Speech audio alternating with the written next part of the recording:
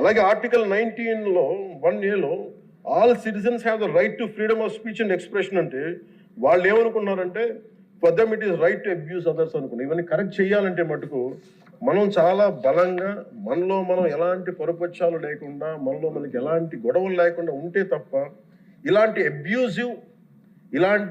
Abusive వ్యక్తుల సమూహాన్ని మనం ఎదుర్కోలేము అధ్యక్షుడు. కల్తీలు వాళ్ళే చేస్తారు, వాళ్ళే బూతులు తిడతారు. ఎలా ఉంటుందంటే హిందీలో చెప్తారు,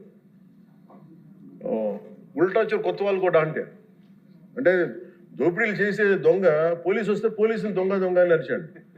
వాళ్ళే తిట్టి వాళ్ళే అబ్యూస్ చేసి మళ్ళీ మనం తిట్టామని చెప్తారు. కల్తీలు వాళ్ళే చేస్తారు. కానీ మనం డిఫెండ్ చేసుకోవడానికి irrespective of whether we are from different parties, మనం విభిన్నమైన కుల సమూహాల నుంచి రావచ్చు. కానీ బట్ రాష్ట్ర ప్రయోజనాలకి మనందరం ఒకే గలంతో ఉండాలని మనస్ఫూర్తిగా మీ ద్వారా నేను అందరూ ఉండాలని కోరుతున్నాను.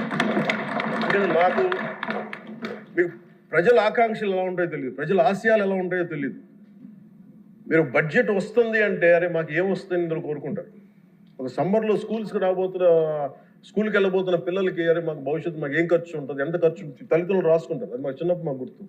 అలాంటిది ఒక బడ్జెట్ వస్తుంది అంటే ఎన్ని ఆశయాలు ఉంటాయి, ఎన్ని కోరికలు ఉంటాయి, ప్రతి గ్రూప్ మాకేమొస్తుంది మాకేముంటుందని అనుకుంటాం. ఇది మేమందరం ఈ రోజున బడ్జెట్లో అందరికీ ఎంత తృప్తిగా ఉంటుందో నాకు తెలియదు. కానీ one commitment to people I can say, ఒక 15 ఏళ్ళు మేము ఈ రాష్ట్రం కోసం ఈ అలయన్స్ ద్వారా మేము పాటుపడతాం. దానికి మేము చిత్తశుద్ధిగా త్రికరణ శుద్ధిగా అద్భుతంగా ఉండాలి రాష్ట్రం మనస్ఫూర్తిగా నేను కోరుకుంటున్నాను.